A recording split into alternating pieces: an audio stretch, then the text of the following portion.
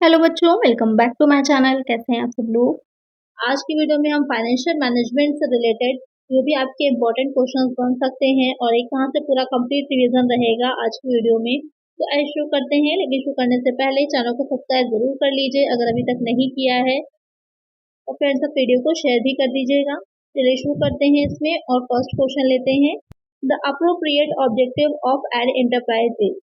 उद्यम का उचित उद्देश्य है maximisation of sales, maximisation of owners wealth, maximisation of profit, none of these. ये क्वेश्चन कई बार मैं करवा चुकी हूँ, लेकिन ये क्वेश्चन बहुत ही मोस्ट इंपॉर्टेंट क्वेश्चन है फाइनेंशियल मैनेजमेंट से रिलेटेड, जो आपके एग्जाम में पूछा जा सकता है। तो जब भी हम बात कर रहे हैं फाइनेंशियल मैनेजमेंट की, तो उसका मेन ऑब्जेक्टिव क्या रहता है, वो हो जाता है ओनर की वेल्थ को मैक्सिमाइज करना, ना प्रॉफिट को ना सेल को, वेल्थ को मैक्सिमाइज करना होता है। एक तरह से यहाँ पर ऑप्शन डी हो जाएगा। चलिए नेक्स्ट क्वेश्चन है। The job of a finance manager is confined to.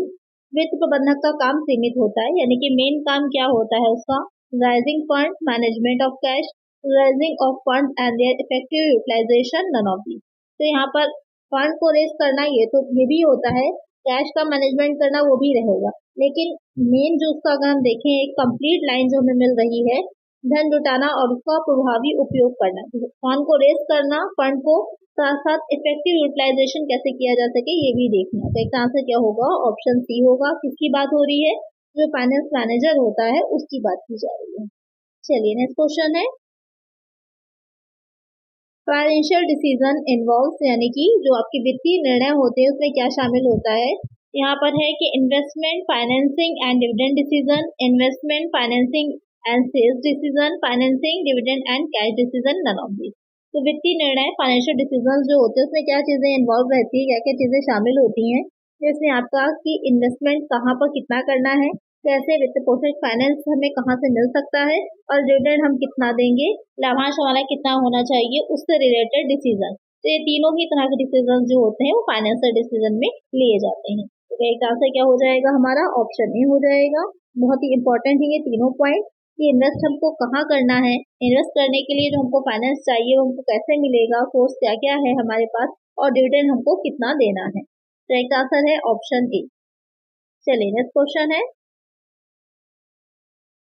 Net profit ratio signifies to the लाभ अनुपात दर्शाता है operational profitability, liquidity position, solvency, profit. यहाँ पर जो नेट प्रॉफिट रेशियो होता है क्या बताता है, तो आपके अलग अलग डिफाइन किए जाते हैं, अलग अलग तरह के हमारे रेशियोज होते हैं। तो जो प्रॉफिटेबिलिटी रेशियो होते हैं उसमें आ जाता है आपका नेट प्रॉफिट रेशियो।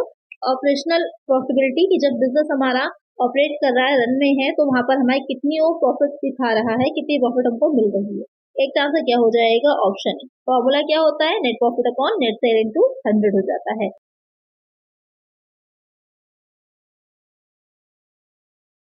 चलिए नेक्स्ट क्वेश्चन है। Working capital turnover measures the relationship of working capital with. कार्यशील पूंजी कारोबार कार्यशील पूंजी के साथ संबंध को मापता है। Fix asset, sales, purchases, stock. अब लिखा इस तरह से क्वेश्चन जरूर है, लेकिन बेसिकली पूछ क्या रहा है इसमें, वर्किंग कैपिटल टर्नओवर जो है वर्किंग कैपिटल के साथ किसके रिलेशन को बताता है। तो आपको इसका फॉर्मूला अगर याद है तो आपको पता होगा क्या होता है formula, working capital upon net sales हो जाता है। नेट नहीं दे रखी तो सेल्स दे रखी, सीधे सीधे यही हमारा आंसर हो जाएगा। एक आंसर होगा ऑप्शन बी। तो इस तरह से भी क्वेश्चन बनेंगे, आपको पता होना चाहिए बस कि फॉर्मूला क्या होता है। चलिए नेक्स्ट क्वेश्चन है। Dividend pay out ratio is लाभांश भुगतान अनुपात है। ये भी क्वेश्चन बहुत पूछा जाता है, इसको न्यूमेरिकल की तरह भी पूछा जा सकता है। तो यहाँ पर क्या रहेगा, PAT capital DPS upon EPS, preference dividend upon PAT, या फिर preference dividend upon equity dividend. PAT क्या है इसको समझ लीजिए, इसकी फुल फॉर्म हो जाती है प्रॉफिट आफ्टर टैक्स। इसकी फुल फॉर्म जो है ये रहेगी आपकी। अब यहाँ पर जो क्वेश्चन कह रहा है डीपीएस क्या हो जाएगा, डिविडेंड पर शेयर हो जाता है, ईपीएस क्या हो जाएगा, अर्निंग पर शेयर हो जाएगा। तो निकालने का फॉर्मूला क्या होता है, डिविडेंड पे आउट रेशियो का सबसे ज्यादा पूछा जाने वाला क्वेश्चन है ये। आपको हो जाता है डीपीएस अपॉन ईपीएस। जो हमारा डिविडेंड पर शेयर आता है उसको हम जो अर्निंग पर शेयर होती है उससे डिवाइड कर देते हैं, तो हमें पता चल जाता है डिविडेंड पे आउट रेशियो क्या होता है। अगर कभी शॉर्ट में डीपी रेशियो लिख देता है तो उसको आपको पता होना चाहिए कि डिविडेंड पे आउट रेशियो को ही डीपी रेशियो बोलते हैं। न्यूमेरिकल भी बना के दे सकता है, तो डीपीएस दे रखा होगा, ईपीएस दे रखा होगा, आपको खाली कहेगा डिविडेंड पे आउट रेशियो निकालिए। आपको बस पता होना चाहिए कि कहाँ पर क्या चीज प्लेस की जाती है, और उसका आंसर इजिली निकाल लेंगे। चलिए नेक्स्ट क्वेश्चन है। The term EVA is use for, EVA शब्द का उपयोग निम्न के लिए किया जाता है: extra value analysis, economic value added, expected value analysis, engineering value analysis. तो ईवीए जो है किस लिए यूज होता है? तो बेसिकली फुल फॉर्म पूछ रहा है यहाँ पर ईवीए की, क्या हो जाएगी? इकोनॉमिक वैल्यू एडेड, ये हो जाती है इसकी फुल फॉर्म की आर्थिक मूल्य वर्धित। चलिए नेक्स्ट क्वेश्चन है, रिटर्न ऑन इन्वेस्टमेंट में बी इम्प्रूव्ड बाई, जो निवेश पर प्रतिफल है उसमें सुधार कैसे किया जा सकता है? इंक्रीजिंग टर्नओवर, जो टर्नओवर है उसको बढ़ा करके, रिड्यूसिंग एक्सपेंसेस, जो हमारे एक्सपेंस हम कर रहे हैं उनको कम कर दें, इंक्रीजिंग कैपिटल यूटिलाइजेशन, कैपिटल के जो यूटिलाइज करना है, यानी फंड तो है हमारे पास लेकिन हम उसको प्रॉपर्ली यूज नहीं कर रहे, तो उसको हम ज्यादा अच्छे से यूटिलाइज कर सकें, या फिर इन तीनों के ही बेस से या तीनों के ही द्वारा, तो क्या हो जाएगा? ऑल ऑफ द अबव हो जाएगा। इन तीनों को ही ध्यान में रखना पड़ता है अगर हम इम्प्रूव करना चाह रहे हैं अपना रिटर्न ऑन इन्वेस्टमेंट। क्या मतलब है इसका? कि जो हमने इन्वेस्ट किया है अपना, जहां जहां भी हमने अपनी मनी को इन्वेस्ट किया उससे हम ज्यादा से ज्यादा हमको रिटर्न मिल सके, इसके लिए अपने टर्नओवर को बढ़ाएं, हम एक्सपेंसेस को कम करें और साथ ही जो कैपिटल है उसका बेहतर यूटिलाइजेशन करें। तो एक आंसर क्या होगा हमारा? ऑप्शन डी हो जाएगा। बहुत ही अच्छा क्वेश्चन है, एग्जाम में पूछा जाने वाला क्वेश्चन है। नेक्स्ट क्वेश्चन है, फाइनेंशियल प्लानिंग डील्स विद, वित्तीय नियोजन में क्या शामिल होता है? Preparation of financial statement, planning for a capital issue, preparing budget, all of the above. यहाँ पे क्या कह रहा है? जो फाइनेंशियल प्लानिंग हम कर रहे हैं, क्योंकि सबसे ज्यादा फाइनेंशियल मैनेजमेंट जो है उसमें इंपॉर्टेंट होती है फाइनेंशियल प्लानिंग। जितनी अच्छी आपकी प्लानिंग होगी उतना ही ज्यादा अच्छे से आप अपना आउटपुट दे पाएंगे। तो फाइनेंशियल प्लानिंग में मेनली किस चीज से डील किया जाता है? तो फाइनेंशियल स्टेटमेंट बनाना फाइनेंशियल प्लानिंग का काम नहीं होता, वो तो ऑलरेडी बन चुके होते हैं, उसके बाद हम अपनी फाइनेंशियल प्लानिंग की बात कर रहे हैं। तो यहाँ पर एक तरह से क्या हो जाएगा? आपका प्रिपेयरिंग बजट होगा, कि सबसे ज्यादा जो हमारा डील करता है फाइनेंशियल प्लानिंग किससे रिलेटेड हो जाती है? बजट को प्रिपेयर करने से रिलेटेड हो जाती है। तो एक आंसर क्या होगा? Option C. बजट हम पहले बनाते हैं कि कितना हमको कहाँ से अर्निंग हो सकती है, कितनी हमको कहाँ पर एक्सपेंस करना है, उसी के अकॉर्डिंग हम अपना पूरी फाइनेंशियल प्लान तैयार करते हैं। इसमें कि आपका जो कैश बजट है वो सबसे इम्पोर्टेंट बजट होता है। तो एक आंसर यहाँ पर हो जाएगा ऑप्शन सी। चलिए नेक्स्ट क्वेश्चन है, financial planning start with the preparation of, वित्तीय नियोजन की शुरुआत निम्न में से किसके तैयार करने पे होती है? यानी कि जब हम फाइनेंशियल प्लानिंग करते हैं तो सबसे पहले हम क्या प्रिपेयर करते हैं? Master budget, cash budget, balance sheet, none of that. तो जब भी हम अपनी फाइनेंशियल प्लानिंग करते हैं तो सबसे पहले क्या करते हैं? तो इसमें से तीनों ही जो पॉइंट दे रखे हैं वो नहीं सही होंगे। ऑप्शन डी करेक्ट हो जाएगा, नन ऑफ दैट। क्यों? क्योंकि जब भी हम फाइनेंशियल प्लानिंग कर रहे होते हैं तो सबसे पहले हम ये देखते हैं, सबसे पहले ये डिटरमाइन करते हैं, फर्स्ट स्टेप जो हमारा होता है कि कितनी कैपिटल हमको रिक्वायर्ड है। सबसे पहले हम ये आइडिया लगाते हैं कि कितनी कैपिटल हमको चाहिए है। तो none of the above option आपका करेक्ट होगा। ये तीनों ही बात के स्टेप्स है। पहला स्टेप हमारा होता है कि डिटरमाइन करना रिक्वायरमेंट ऑफ कैपिटल। चलिए नेक्स्ट क्वेश्चन है, process of financial planning ends with, वित्तीय विनियोजन की प्रक्रिया निम्न के साथ समाप्त होती है: preparation of projected statement, preparation of actual statement, comparison of actual with projected, ordering the employ that projected figures come true. तो यहाँ पर क्वेश्चन जो कह रहा है कि फाइनेंशियल प्लानिंग जो होती है उसका लास्ट का एंड का प्रोसेस क्या है या लास्ट स्टेप क्या होता है? अनुमानित विवरण तैयार करना, वास्तविक विवरण तैयार करना, वास्तविक की अनुमानित से तुलना करना, कर्मचारियों को आदेश देना कि अनुमानित आंकड़े सही हो।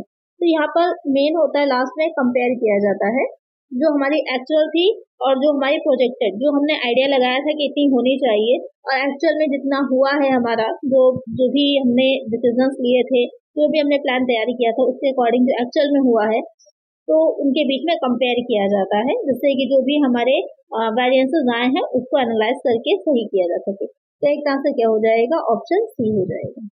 चलिए नेक्स्ट क्वेश्चन है, capital budgeting is a part of, बहुत ही इंपॉर्टेंट कैपिटल बस्टिंग होता है, पूंजी बस्टिंग का एक हिस्सा है investment decision, working capital management, marketing management, capital structure. तो कैपिटल बस्टिंग का एक जो इम्पोर्टेंट हिस्सा होता है वो हो जाते हैं इन्वेस्टमेंट डिसीजन की निवेश निर्णय, क्योंकि कैपिटल बस्टिंग में मेनली यही देखा जाता है कि कितनी हमको कैपिटल चाहिए है, कहाँ कहाँ हम उसको इन्वेस्ट करेंगे, और ये लॉन्ग टर्म एसेट जो होती है मेनली उनसे रिलेटेड होता है। तो यहाँ पर इन्वेस्टमेंट डिसीजन जो होते हैं वो उसका एक पार्ट होता है। तो एक आंसर क्या हो जाएगा? ऑप्शन ए हो जाएगा। बाकी चीजें भी इंपॉर्टेंट है लेकिन मार्केटिंग मैनेजमेंट तो आएगा ही नहीं इसमें। कैपिटल स्ट्रक्चर पूरा अपना एक अलग हो जाता है। तो यहाँ पर सबसे इम्पोर्टेंट जो है वो इन्वेस्टमेंट डिसीजन होता है। चलिए नेक्स्ट क्वेश्चन है, which of the following is not used in capital budgeting. पूंजी बस्टिंग में निम्नलिखित में से किसका उपयोग नहीं किया जाता? Time value of money, sensitivity analysis, net asset method, cash flow. तो जब हम कैपिटल बस्टिंग कर रहे होते हैं तो उसके भी कुछ फॉर्मूलाज होते हैं, कुछ चीजें होती हैं, कुछ अप्रोचेस होती हैं जिनके बेसिस पे की जाती है। उसमें क्या शामिल नहीं होता? तो नेट एसेट मेथड जो है ये कुछ भी शामिल इसमें नहीं होता, तो संपत्ति विधि इसमें नहीं आती है। तो करेक्ट आंसर क्या होगा हमारा? ऑप्शन सी, क्योंकि पूछ रहा था कि क्या शामिल नहीं होगा। चलिए नेक्स्ट क्वेश्चन है, which of the following is not true with reference to capital budgeting. पूंजी बस्टिंग के संदर्भ में निम्नलिखित में से कौन सा कथन सत्य नहीं है? Capital budgeting is related to asset replacement decision, cost of capital is equal to minimum required return, existing investment in a project is not related as sunk cost, timing of cash flow is relevant। यहाँ पर क्या कह रहा है कि क्या correct नहीं है, क्या फॉल्स होगा, मेनली मतलब नॉट ट्रू यानी कि फॉल्स क्या है इसमें। तो पहला पॉइंट जो कह रहा है कि पूंजी बस्टिंग संपत्ति प्रतिस्थापन ऋणों से संबंधित है, तो उसमें रिप्लेसमेंट से रिलेटेड ये सारे डिसीजन लिए जाते हैं, करेक्ट है। Cost of capital is equal to minimum required return, ये भी करेक्ट है कि जितना हम रिटर्न चाह रहे हैं उस कैपिटल से उतनी ही उसकी कॉस्ट उसी के अकॉर्डिंग आनी चाहिए, तभी हम वो स्ट्रक्चर को प्रिपेयर करेंगे। सी वाला पॉइंट जो कह रहा है कि एग्जिस्टिंग इन्वेस्टमेंट जो है प्रोजेक्ट में उसको सम कास्ट की तरह ट्रीट नहीं किया जाता। सम कास्ट क्या होती है? एक ऐसी लागत है जो आप ऑलरेडी लगा चुके हैं और अब वो वापस नहीं आएंगी। तो जो एग्जिस्टिंग इन्वेस्टमेंट है आप कर चुके हैं, अब वो क्या है आपके सम कॉस्ट में आ सकती है। तो यहाँ पर ये सी वाला पॉइंट ही क्या हो जाएगा? रॉन्ग हो जाएगा। पूंजी बस्टिंग से कैपिटल बस्टिंग के बारे में करेक्ट आंसर क्या हो जाएगा? ऑप्शन सी हो जाएगा। चलिए नेक्स्ट क्वेश्चन है,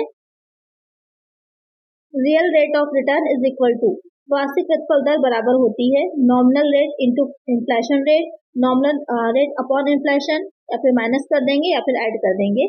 तो रियल रेट ऑफ रिटर्न जो होता है उसमें आपकी nominal rate upon inflation rate होती है। स्क्रीन पे आप इसका फॉर्मूला देख रहे होंगे, एग्जैक्टली फॉर्मूला क्या है। उसका न्यूमेरिकल भी बन सकता है लेकिन इतना डिफिकल्ट लेवल नहीं पूछेगा, वो नेट में आता है। यहाँ पर मेन आपका ये फॉर्मूला पूछ सकता है, तो करेक्ट आंसर हो जाएगा ऑप्शन बी। चलिए नेक्स्ट क्वेश्चन है,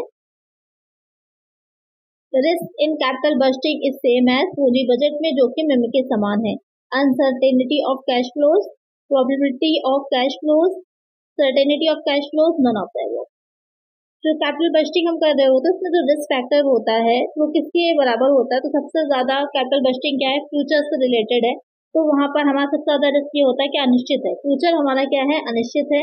तो फ्यूचर में कितना कैश फ्लो उससे रिलेटेड होगा उसकी अनिश्चितता होती है। तो करेक्ट आंसर क्या हो जाएगा हमारा? ऑप्शन ए हो जाएगा। मीन्स कहने का ये होता है, कैश फ्लो से मीनिंग ये होता है कि जितना हमने लगाया होता है अपना, अभी इन्वेस्टमेंट किया है हमें, तो ये नहीं पता कि उससे जो हमको रिटर्न में मिल रहा है कितने टाइम पीरियड में उतने ही हमको पैसा वापस आ पाएगा।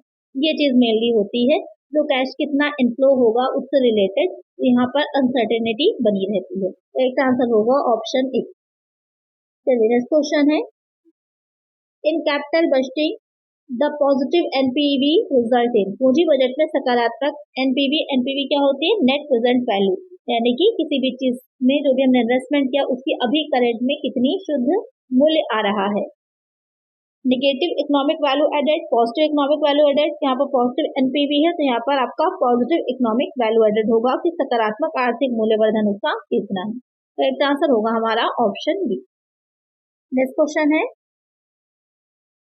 Cost of capital refers to, पूंजी की लागत से तात्पर्य है फ्लोटिंग कॉस्ट से, डिविडेंड से, required rate of dividend return से, none of the above.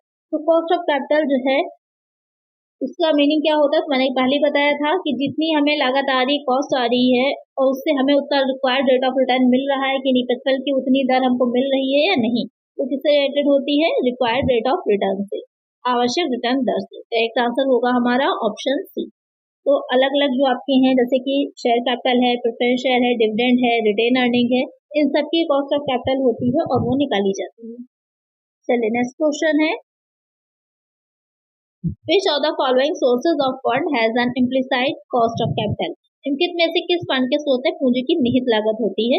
Equity share capital, preference share capital, debenture, retain earning. तो यहाँ पर करेक्ट आंसर जो है वो आपका रिटेन अर्निंग है, प्रतिधारित आय है।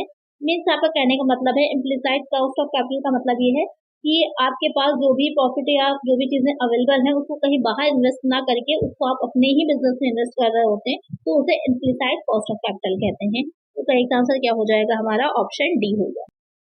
क्योंकि रिटेन अर्निंग जो होती है, जो भी आपके प्रॉफिट्स होते हैं, आपके पास एक्स्ट्रा बचा हुआ है, आपने उसको डिविडेंड ना दे करके किसी और तरह से डिस्ट्रीब्यूट ना करके उसको रिटेन करके रखा होता है, तो उसको भी आप इन्वेस्ट करते हैं, तो उसकी भी कॉस्ट निकाली जाती है। चलिए नेक्स्ट क्वेश्चन है, cost of capital for government security is also known as. सरकारी प्रतिभूतियों के लिए पूंजी की लागत को इस रूप में भी जाना जाता है। जोखिम मुक्त ब्याज दर, अधिकतम रिटर्न दर, सावधि जमा पर ब्याज दर, उपरोक्त में से कोई नहीं। तो जो गवर्नमेंट सिक्योरिटीज होती हैं, सरकारी प्रतिभूतियां हैं, उनकी जो कॉस्ट ऑफ कैपिटल होती है उसे और किस तरह से समझ सकते हैं, तो उसे हम risk free rate of interest कहते हैं। जोखिम मुक्त ब्याज दर होते हैं क्योंकि उसमें गवर्नमेंट से रिलेटेड होती है, तो आप हमको ये होता है कि हमने जितना भी इन्वेस्ट किया उतना हमको मिल जाएगा, वहाँ पैसा डूबेगा नहीं, तो इसलिए उसको risk free rate of interest कहते हैं। एक आंसर क्या हो जाएगा? ऑप्शन ए हो जाएगा। चलिए नेक्स्ट क्वेश्चन है, cost of capital for bonds and debentures is calculated of. Bond और डिबेंचर के लिए पूंजी की लागत की गणना इस आधार पर की जाती है, before tax basis, after tax basis, risk free rate of interest basis, none of that. तो बॉन्ड्स और डिबेंचर जो होते हैं, तो उनकी जो हम कैलकुलेट कर रहे होते हैं, तो उसे हम आफ्टर टैक्स के बेसिस पर कैलकुलेट करते हैं, करके बाद के आधार पर कैलकुलेट करते हैं। तो प्रेफरेंस शेयर्स की निकाली जाती है, बिफोर टैक्स निकाली जाती है, और जो आपकी डिबेंचर्स की निकाली जाती है वो आफ्टर टैक्स बेसिस निकाली जाती है। एक आंसर क्या होगा? ऑप्शन बी हो जाएगा। चलिए नेक्स्ट क्वेश्चन है, and which of the following factors affecting the cost of capital can be controlled by the firm. पूंजी की लागत को प्रभावित करने वाले निम्नलिखित कारकों में से कौन सा फर्म द्वारा नियंत्रित किया जा सकता है, यानी कि फर्म जो है वो कंट्रोल कर सकती है। कॉस्ट ऑफ कैपिटल पूंजी की लागत से रिलेटेड है और उस फैक्टर को फर्म कंट्रोल भी कर सकती है। टैक्स रेट तो कंट्रोल नहीं किए जा सकते, वो गवर्नमेंट लगाती है। डिविडेंड पॉलिसी, जो लाभांश नीति होगी वो हमारे कंट्रोल में है कि हमें किस तरह का प्रॉफिट हुआ, उसके अकॉर्डिंग हम जो डिविडेंड होगा उसको पॉलिसी जो है वो उसके अकॉर्डिंग बना सकते हैं, डिविडेंड रेट को हम घटा बढ़ा सकते हैं। लेवल ऑफ इंटरेस्ट रेट, जो इंटरेस्ट हमने ऑलरेडी डिसाइड कर लिया है तो उसको हम नहीं चेंज कर सकते, तो यहाँ पर क्या कंट्रोल में होता है? डिविडेंड पॉलिसी, लाभांश नीति जो होती है इसका डिसीजन जो होता है वो कंट्रोल में होता है फर्म के। एक का आंसर क्या हो जाएगा? ऑप्शन बी हो जाएगा। चलिए नेक्स्ट क्वेश्चन है, minimum rate of return that a firm must earn in order to satisfy its investor is also known as. न्यूनतम रिटर्न दर जिसे एक फर्म को अपने निवेशकों को संतुष्ट करने के लिए अर्जित करना चाहिए उसे किस रूप में जाना जाता है? Average return on investment, weighted average cost of capital, net profit ratio, average cost of borrowing. तो यहाँ पर उसे क्या कहा जाता है? उसे हम weighted average cost of capital कहते हैं, पूंजी की भारांकित औसत लागत कहते हैं। एक आंसर हो जाएगा हमारा ऑप्शन बी। चलिए नेक्स्ट क्वेश्चन है, operating leverage helps in analysis of. Operating leverage निम्नलिखित के विश्लेषण में हेल्पफुल होता है, मदद करता है, सहायक होता है। Business risk, financing risk, production risk, credit risk. यहाँ पर जो ऑपरेटिंग लेवरेज होता है वो किस चीज को एनालाइज करने में हेल्पफुल होता है? वो बिजनेस रिस्क को, व्यवसाय से संबंधित रिस्क को एनालाइज करने में हेल्पफुल होता है। इसका फॉर्मूला क्या हो जाता है? Contribution upon EBIT। एक आंसर हो जाएगा ऑप्शन ए। नेक्स्ट क्वेश्चन है, which of the following is studied with the help of financial leverage. वित्तीय उत्तोलन की सहायता से निम्नलिखित में से किसका अध्ययन किया जाता है? मार्केटिंग रिस्क का, इंटरेस्ट रेट रिस्क का, या फिर फॉरेन एक्सचेंज रिस्क का, फाइनेंस रिस्क का। तो किसका किया जा सकता है? अगर फाइनेंशियल लिवरेज से देखें, ऑपरेटिंग से बिजनेस का किया जा सकता था, तो जो फाइनेंशियल लिवरेज होता है वो फाइनेंस से रिलेटेड, वित्त जोखिम नाम से क्लियर हो रहा है, तो यहाँ पर फाइनेंस रिस्क का। तो एक आंसर है ऑप्शन डी। इसका फॉर्मूला क्या हो जाता है? EBIT अपॉन EBT हो जाता है। नेक्स्ट क्वेश्चन है, operating leverage arises because of. परिचालन उत्तोलन निम्नलिखित कारणों से उत्पन्न होता है। Fixed cost of production, fixed interest cost, variable cost, none of that. जो ऑपरेटिंग लिवरेज है, परिचालन उत्तोलन है, क्यों आता है कि किस कारणों से आता है? तो वो हो जाता है आपका फिक्स्ड कॉस्ट ऑफ प्रोडक्शन, जो कंट्रीब्यूशन होता है उससे निकाला जाता है। ऊपर कंट्रीब्यूशन रहता है, नीचे EBIT होती है। कंट्रीब्यूशन कैसे बनता है? फिक्स्ड कॉस्ट में जब हम प्रॉफिट को ऐड करते हैं तो हमारा क्या बनता है? जो हमारी कंट्रीब्यूशन है, अंशदान है, वो निकल के आता है। तो यहाँ पर जो फिक्स्ड कॉस्ट ऑफ प्रोडक्शन होता है उससे बढ़ेगा, क्योंकि प्रॉफिट तो उतना ही है, तो इस कॉस्ट अगर बढ़ जाएगी तो आपका ऑपरेटिंग लिवरेज भी अराइज होगा। एक आंसर होगा ऑप्शन ए। चलिए नेक्स्ट क्वेश्चन है, जो फाइनेंशियल लिवरेज होता है वो किससे बढ़ता है, नकदी हो तो निम्नलिखित कारणों से उत्पन्न होता है। Fix cost of production, variable interest. तो फाइनेंस लिवरेज जो होता है, वित्त वाला जो होता है वो आपका इंटरेस्ट कॉस्ट से बढ़ता है। कैसे निकालता है, EBIT अपॉन EBT। EBIT क्या होता है, इंटरेस्ट बिफोर, EBIT क्या होता है, income before interest and tax, और EBT क्या होता है, इनकम बिफोर टैक्स। तो बीच में डिफरेंस सिर्फ किस चीज का आया, इंटरेस्ट का आता है। तो यहाँ पर इंटरेस्ट कॉस्ट जो होती है वो उससे अराइज होता है। तो एक आंसर हो जाएगा ऑप्शन सी। चलिए नेक्स्ट क्वेश्चन है। नेक्स्ट क्वेश्चन है, operating leverage is calculated as. परिचालन उत्तोलन की गणना की जाती है। यहाँ पर आपसे फॉर्मूला पूछ रहा है, contribution upon EBIT, EBIT upon PBT, EBIT upon interest, EBIT upon tax. तो कैसे की जाती है, अभी मैंने आपको बताया ही क्या होता है formula, contribution upon EBIT। Correct answer होगा हमारा ऑप्शन डी। चलिए नेक्स्ट क्वेश्चन है, इससे अगर न्यूमेरिकल भी बनता है तो वो भी मैं आप लोग को सॉल्व करा चुकी हूँ अलग अलग प्रैक्टिस सेट में, तो वो आपका अच्छे से क्लियर होगा। नेक्स्ट क्वेश्चन यहाँ पर फाइनेंशियल लिवरेज का फॉर्मूला पूछ रहा है। इसका फॉर्मूला क्या होता है, EBIT अपॉन EBT हो जाता है। ये सब आपके कई बार के पढ़े हुए हैं, अच्छे से आपने इसको पढ़ा है। कई बार मैंने इसके न्यूमेरिकल भी आपको सॉल्व करवाया है, तो आपको प्रॉब्लम नहीं होगी निकालने में। रिवीजन है, अच्छे से इसको पढ़ लीजिए, जिससे कि एग्जाम में अगर पूछा जाता है तो ये क्वेश्चन आपके गलत नहीं होने चाहिए। नेक्स्ट क्वेश्चन है, which combination is generally good for firm. कौन सा संयोजन आमतौर पर फर्म के लिए अच्छा होता है।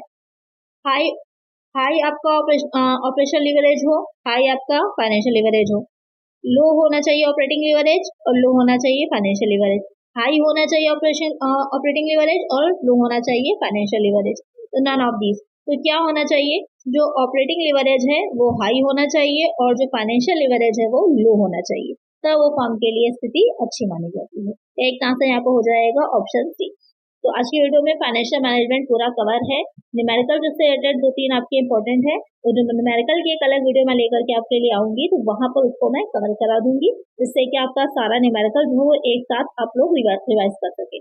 तो आज की वीडियो में इतना ही। आई होप वीडियो अच्छी लगी होगी, आपके लिए हेल्पफुल रही होगी, फाइनेंशियल मैनेजमेंट अच्छे से आपका कवर हो गया होगा। अगर वीडियो अच्छी लगी है, हेल्पफुल रही है, तो लाइक जरूर से कर दीजिएगा, और चैनल पे नए हैं, सब्सक्राइब नहीं किया है, सब्सक्राइब जरूर कर लीजिए। 50% बच्चे ऐसे हैं जो देखते हैं लेकिन सब्सक्राइब नहीं करते, आप लोग सब्सक्राइब कर लीजिए। आगे भी जो आपके एग्जाम्स हैं उसके लिए भी आपको काफी हेल्पफुल वीडियोस मिलेंगी इस चैनल पे। चलिए मिलते हैं हम नेक्स्ट वीडियो में। Thank you.